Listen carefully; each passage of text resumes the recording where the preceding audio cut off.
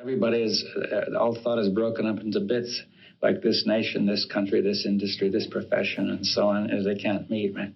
And it's extremely hard to break into that. Now, the second, but that comes about primarily because thought has developed traditionally in a way such that it claims not to be affecting anything, but just telling you the way things are. Therefore, people cannot see that they are creating a problem and then apparently trying to solve it. That is, see, let's take the problem. What problem do you like? Pollution, or the ecology. See, the ecology is not in itself a problem. It works perfectly well by itself. It's due to us, right? It's a problem because we are thinking in a certain way by breaking everything up, and each person's doing his own thing, right? Now, therefore, the ecological problem is due to thought, right? But thought thinks it is a problem out there, and I must solve it. Now, that doesn't make sense because simultaneously, thought is doing all the activities which make the problem, and then does another set of activities to try to overcome it.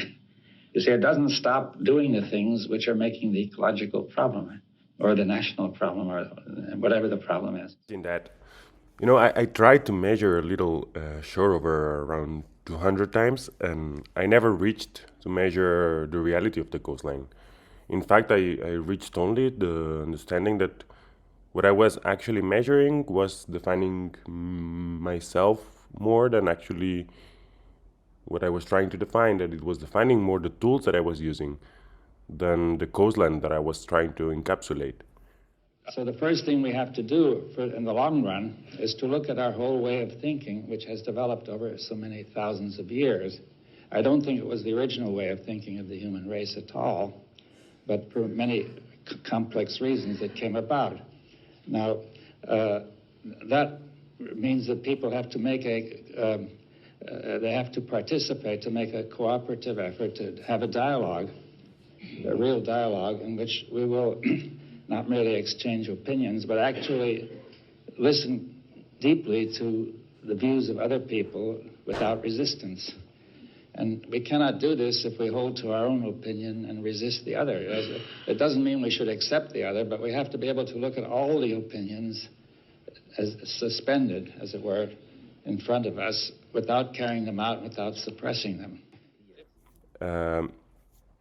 For me, at least, I was somehow fragmenting a reality into measuring. I was trying to use science in order to define the space, and as if I could, I don't know, through the measure, define what I wanted to communicate.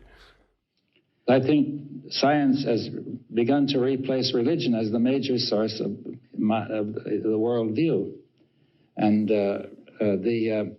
therefore, if science takes a fragmentary worldview, it will have a profound effect on consciousness. Well, science is whatever people make of it. You see, science has changed over the ages, and it's different now from a few hundred years ago, and it could be different again. Now, there's no intrinsic reason why science must necessarily be measurement.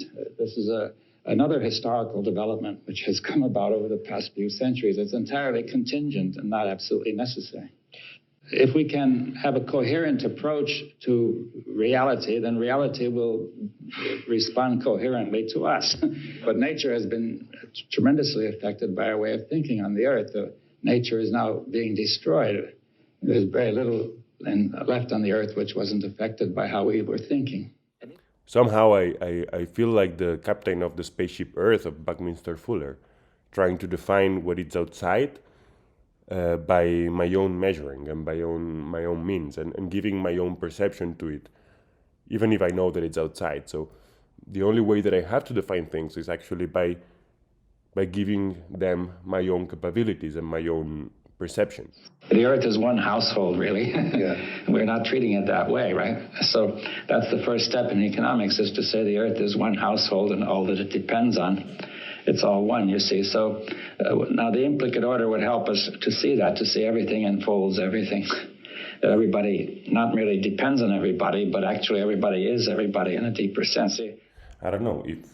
I question myself if there is any difference in between the pitch that I tried to measure, or that I could not even reach to measure, and the home that I'm trying to explain to you and to show you.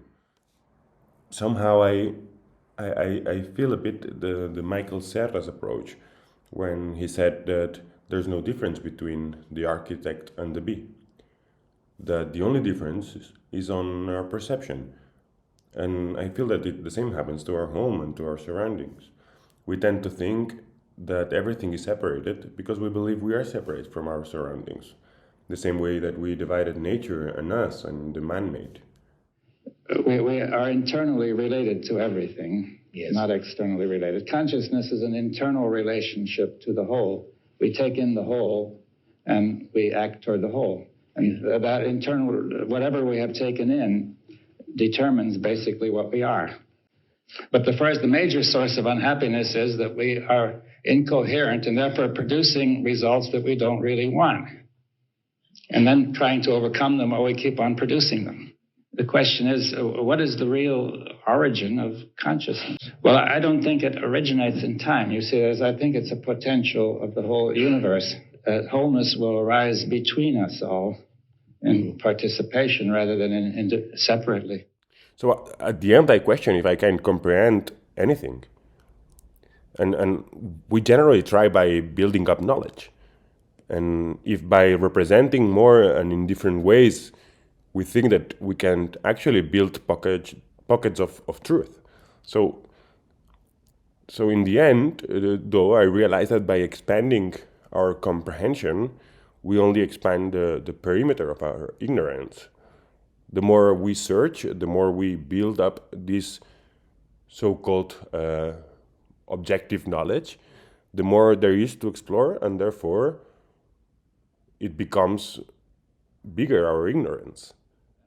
We are the earth because all our substance comes from the earth and goes back. I mean, it's wrong to say it's an environment, you see, it's just surrounding us, because that would be like trying the brain regarding the stomach as part of its environment. But I know, or at least I feel, that this fragmentation is our comprehension of the things. But we should actually be aware that it's only to make things easier for us. But at the end of the day, it is not out there. This fragmentation is also about us. The greater power we have, the greater we need coherence. The question to my mind is the human being capable of dealing with this situation, which he himself has produced?